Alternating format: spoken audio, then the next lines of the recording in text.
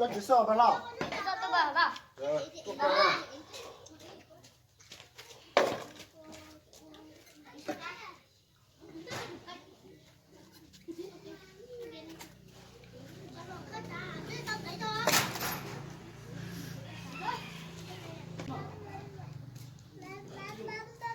不了。vì sao thì cũng cho tay nó tốt cho có bác cũng vô sức của tao nhưng chỉ có một vô khâu vô chỉ cho tên nãy giờ có đó. bảo bảo cho nơi chú nhẹ thế bảo yêu tôi chỉ cho bảo nó cũng chỉ tao sao tôi xem Bà lo, có phải yêu rồi tao bảo có thế cũng lo chứ có yêu chỉ tao là cũng chỉ tôi sẽ là có là cũng mua là sẽ là của bác của vô chả đi cũng chỉ tao nhiều một vô khâu tao thế thì cũng mua đấy. Bà lo, bác cho của em ha.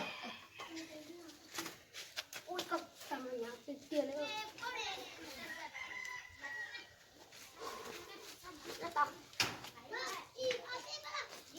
mở to Ừ.